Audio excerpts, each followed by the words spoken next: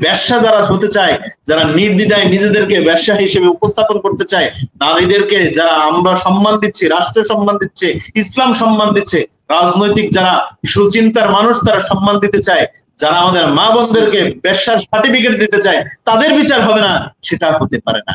আমরা মাঝে মধ্যেই মাতাল হয়ে ওই মদ খেয়ে এসে, গাঁজা খেয়ে এসে, বিড়ি খাওয়ার স্বাধীনতা পেয়ে চেয়ে আর চেয়েছিলাম ইচ্ছা, হয়ে গেছি ব্যবসা। এই ব্যবসার স্বাধীনতা চেয়ে যারা চায় এভাবে দেশটাকে অস্থিতিশীল করতে, তাদের বিচার হবে না এই বাংলাদেশে। সেটা নুরুজ্জামান ভাইয়ের একটা কথা দিয়েই শুরু করতে চাই যে ইশতিয়াক ভাই বলেছেন যে জামাতের যারা নেতা ছিলেন, বিশেষ করে চলে যাবো, মানে আপনি যদি এভাবে করেন আমি চলে যাবো।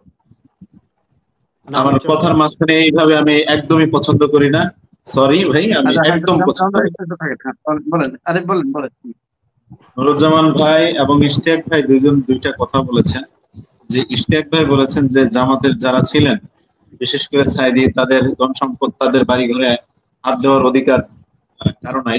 সেটার পরিপ্রেক্ষিতে বলেছেন যে শেখ হাসিনার 32 নম্বরেও এরকম হাত দেওয়ার কারো অধিকার নাই। তাহলে আমি বলতে চাই, ওই দেলার হোসেন সাইদের বাড়ি কাবা শরীফ ঘোষণা করা হয় নাই কখনো। ওই রকম শেখ মুজিবুরের বাড়ি যে এখানে তওয়াফ করা, এখানে আসা পুণ্যের কাজ, এই ধরনের ঘোষণা কিন্তু হয়েছিল।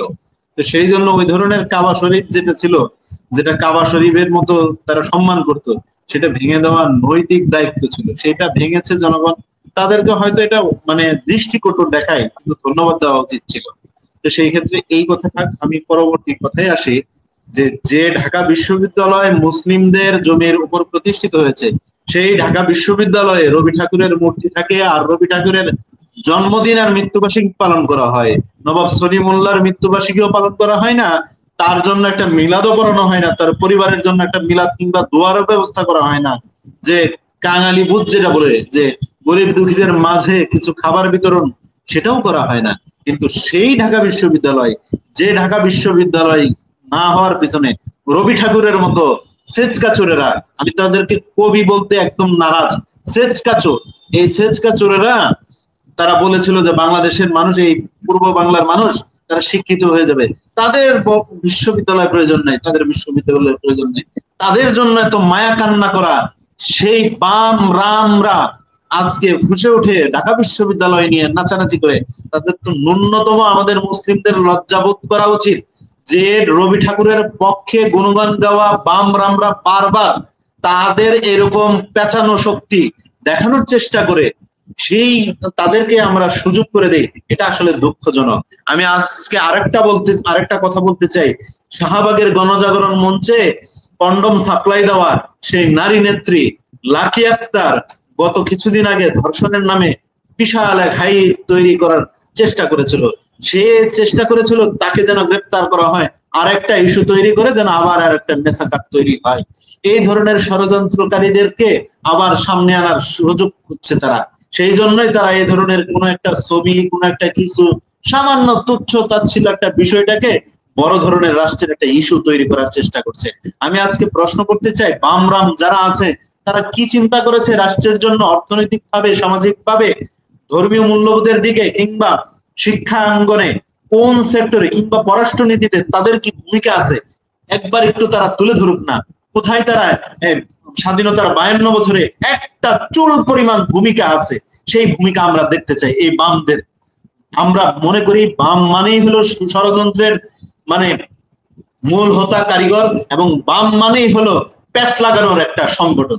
এই বাম রামদের কথায় যারা নাচবে, বাম রামদের কথা যারা শুনবে, তাদের মস্তিষ্কেও ঘুম পোকায় ধরেছে বলে আমরা বলতে চাই।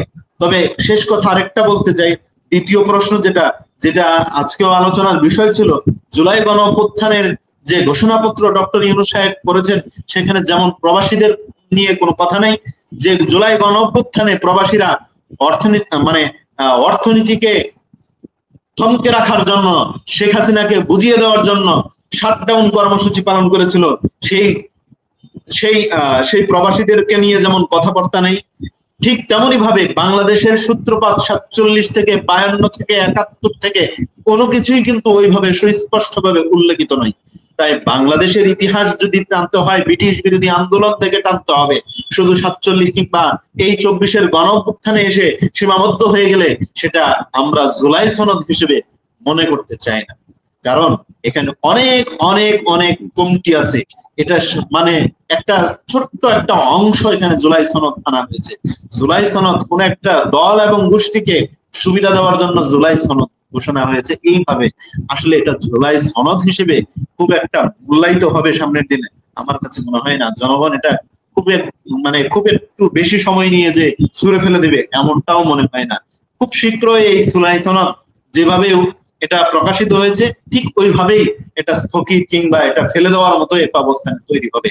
তাই এই জুলাই সনদ যেরকম প্রবাসীদের অধিকার নিশ্চিত করতে পারে নাই, এই জুলাই সনদ আমার মতো নিম্ন শ্রেণীর, এক কথাই নিম্ন শ্রেণীর, আমরা দরিদ্র, আমরা গরিব, আমরা মধ্যবিত্ত, আমাদের যারা আছি, আমাদের ভাগ্যের পরিবর্তনের লক্ষ্যে এই জুলাই সনদ কোনোভাবেই গ্রহণযোগ্য হবে না। কারণ সেখানে কোনোভাবেই সুস্পষ্ট নয়।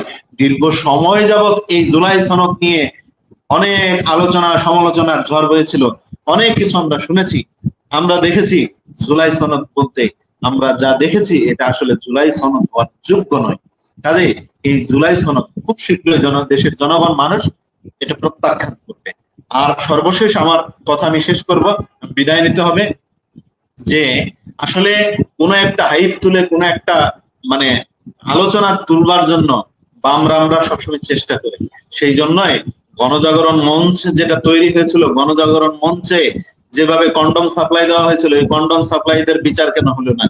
যেভাবে সেখানে গণধর্ষণের মানে মঞ্চ তৈরি করা হয়েছিল, মঞ্চের নিচ থেকে একে একে বেরিয়ে আসছিল, সাংবাদিকদের ক্যামেরায় রেকর্ড ছিল কিংবা সেগুলো ডিলিট করানো হয়েছিল, সেগুলোর বিচার কেন হচ্ছে না? আমরা তো সেটাও চাই যে গণজাগরণ মঞ্চ নামে আওয়ামী লীগ যেটা তাদের পৃষ্ঠপোষকতায় তাদের অর্থনৈতিক সুযোগ সুবিধা দিয়ে তৈরি করেছিল, সেই রাজীবদের মানে সেই ব্লগারদের বিচার কেন হচ্ছে না? হ্যাঁ, তারা দেখানো হয়েছে যে এখানে মুসলিমরা তাদের উপর হামলা করেছে, হোলিয়াটিজমের ঘটনা দেখানো হয়েছে বিশ্বজুড়ে, যে একটা আলোচনা তৈরি করা হয়েছিল হোলিয়াটিজম কেন হলো, এর পিছনের রহস্য কি, এগুলার কেন বিচার হচ্ছে না?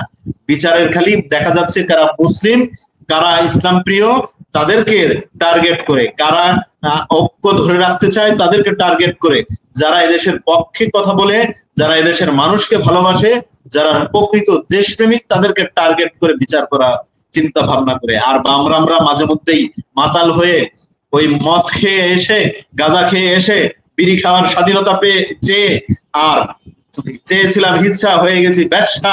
এই ব্যবসার স্বাধীনতা চেয়ে যারা চায় এভাবে দেশটাকে অস্থিতিশীল করতে, তাদের বিচার হবে না, এই বাংলাদেশে সেটা হতে পারে না। আমরা চাই সকলের বিচার হোক। ওই ব্যবসা যারা হতে চায়, যারা নির্দ্বিধায় নিজেদেরকে ব্যবসা হিসেবে উপস্থাপন করতে চায়, নারীদেরকে যারা আমরা সম্মান দিচ্ছি, রাষ্ট্র সম্মান দিচ্ছে, ইসলাম সম্মান দিচ্ছে, রাজনৈতিক যারা সুচিন্তার মানুষ তারা সম্মান দিতে চায়, যারা আমাদের মা বোনদেরকে ব্যবসার সার্টিফিকেট দিতে চায়, তাদের বিচার হবে না, সেটা হতে পারে না। কাজেই এই ছোটখাটো তালবাহানা নিয়ে আমাদেরকে বিভিন্ন দলে বিভক্ত করার চেষ্টা, যারা অপচেষ্টায় তারা লিপ্ত আছে, আমরা তাদেরকে খুব সুস্পষ্ট করে জানাতে চাই, তোমাদের চেষ্টা, তোমাদের প্রচেষ্টা ব্যর্থ হবে। বাংলাদেশ এখন ঐক্যবদ্ধ, সামনের দিনগুলোতে ঐক্যবদ্ধ অবস্থান থাকবে। তাই কাজেই আমরা চেষ্টা করো, কোনো কাজে আসবে না। ধন্যবাদ।